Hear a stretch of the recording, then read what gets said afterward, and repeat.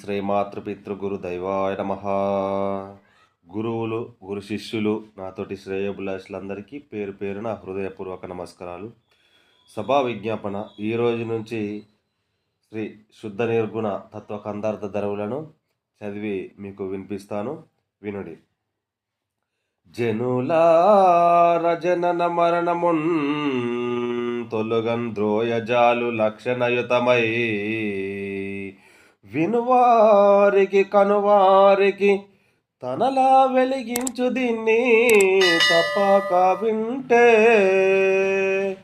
అప్పుడే వారాలెప్పుడు గంటే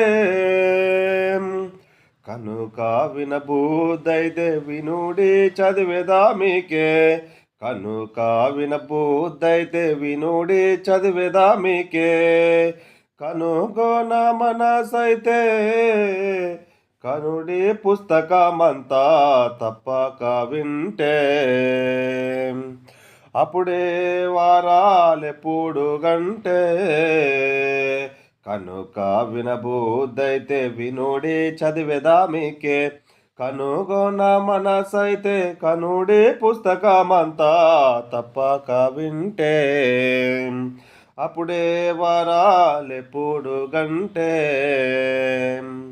ఈ విధానంగా ఈ యొక్క శుద్ధ నిర్గుణతత్వ కందార ధరవుల్లో ఈ విధానంగా రాగం అన్నీ ఒక తీరుగా, ఒక్కొక్క పద్యానికి ఒక్కొక్క తీరుగా ఈ విధానంగా మహానుభావుడు రచయించి పెట్టినాడు. దీని తాత్పర్యం కూడా మీకు అందించడానికి ప్రయత్నం చేస్తాను.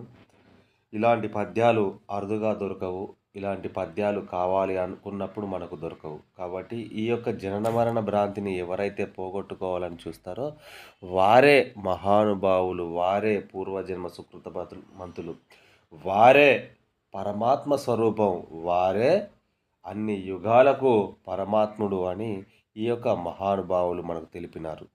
కాబట్టి ఇలాంటి పద్యాలను మన ఇంట్లో పెద్దలకు కానీ, పిల్లలకు కానీ, ఇంకా బాటసారులకు కానీ, మన ఇంట్లోకి వచ్చిన ఆహ్వానితులకు కానీ ఇలాంటి పద్యాలు అందియాలని మనస్ఫూర్తిగా కోరుకుంటున్నాను.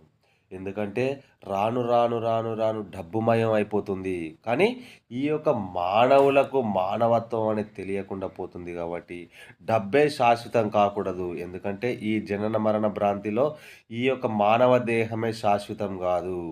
జై సద్గురు మహారాజ్ కి జై.